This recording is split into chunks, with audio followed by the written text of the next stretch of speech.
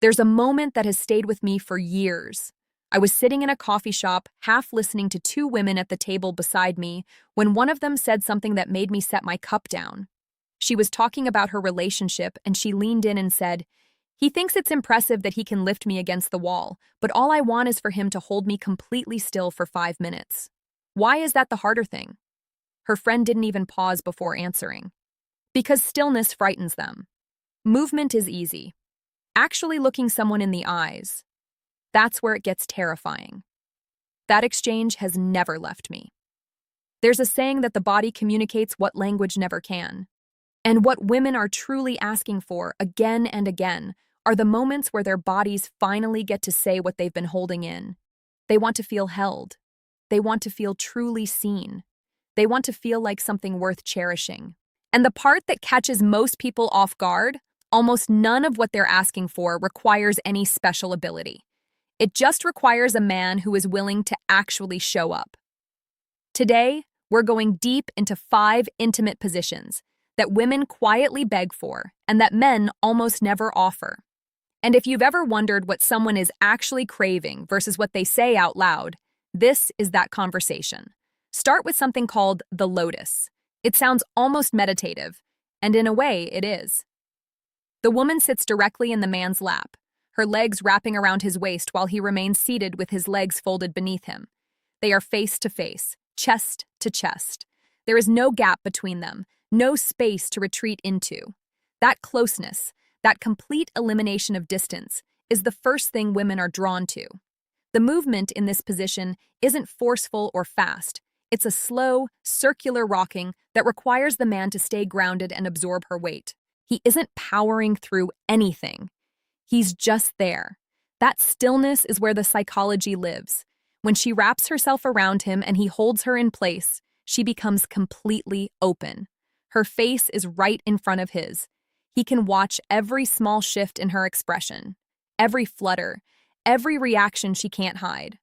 A lot of men pull away from this because it feels passive to them.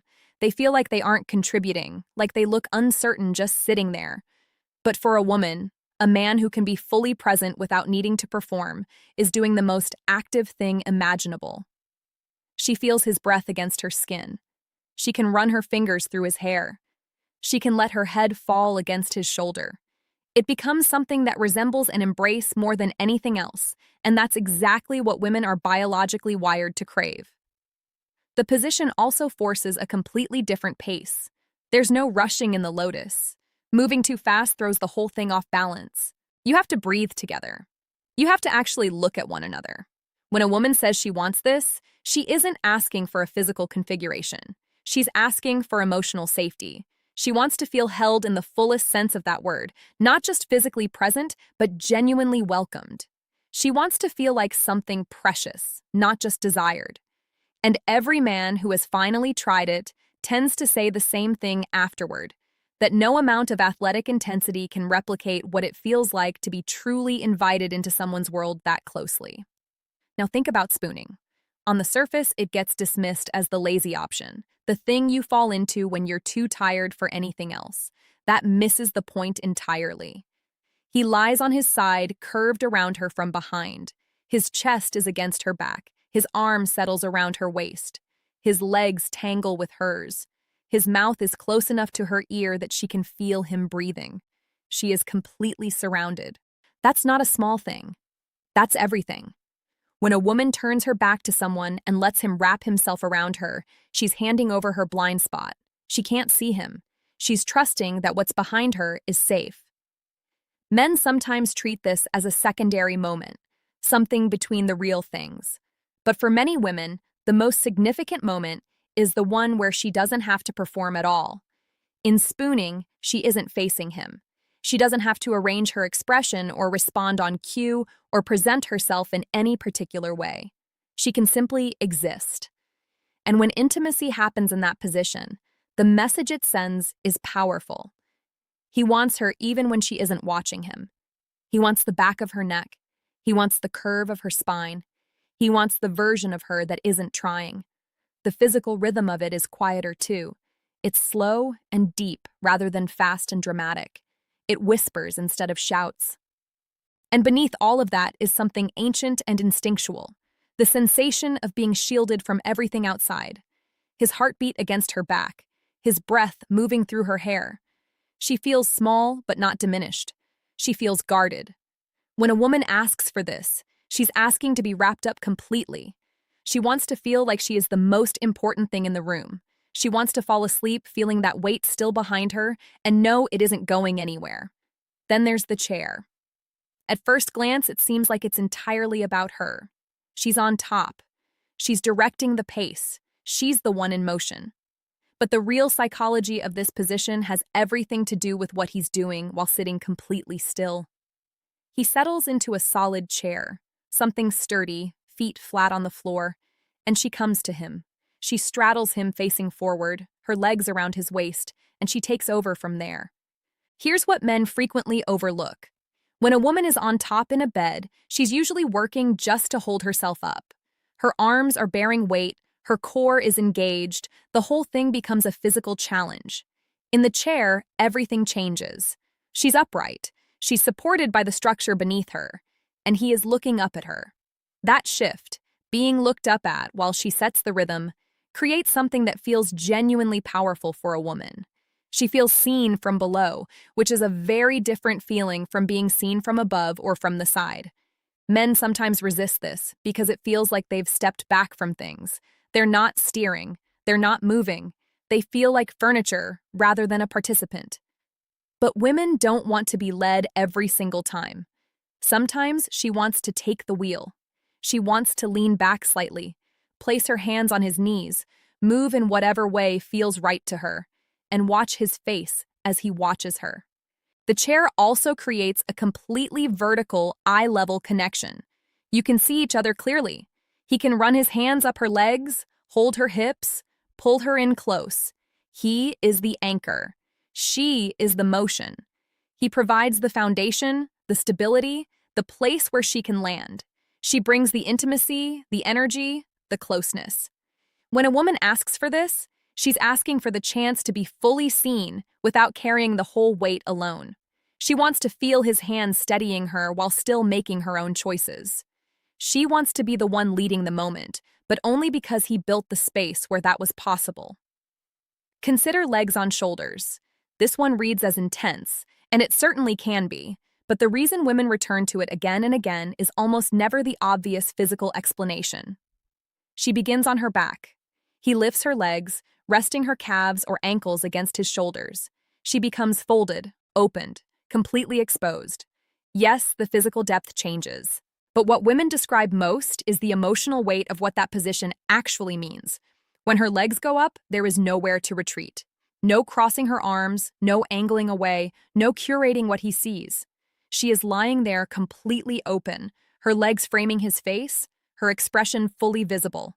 It is surrender in the most honest form. She's saying, I trust you with all of this. Men sometimes avoid it because it looks demanding.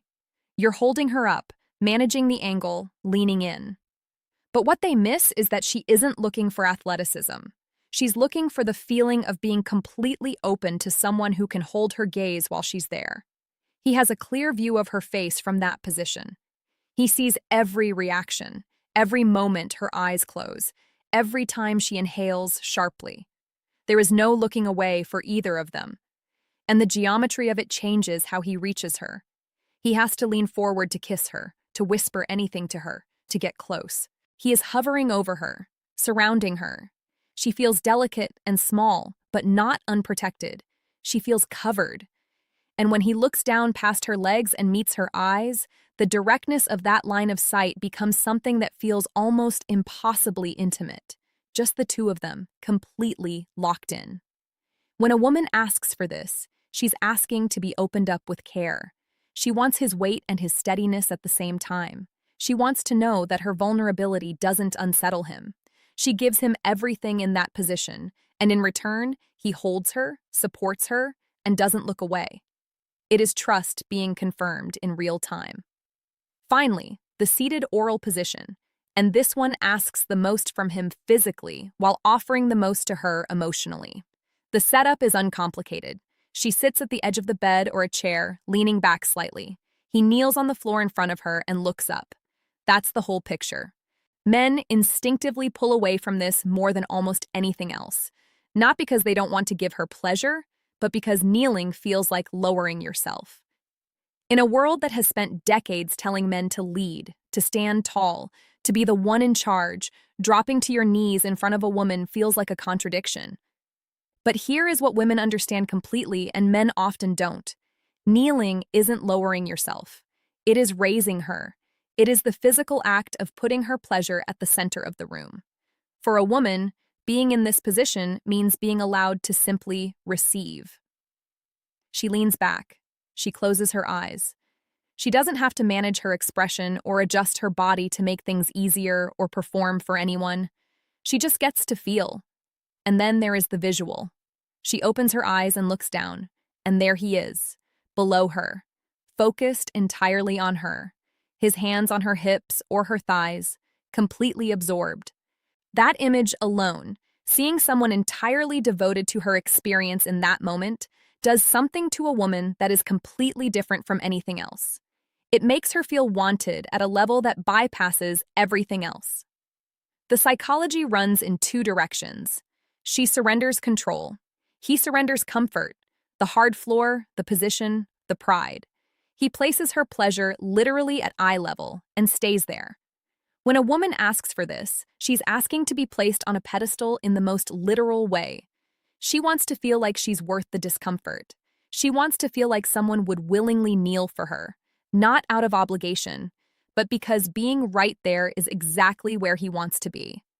And when she runs her fingers through his hair and looks down at him, there is no other word for what she feels. She feels powerful. She feels cherished. She feels like someone worth adoring. If any of this landed for you, pass it along to someone who needed to hear it.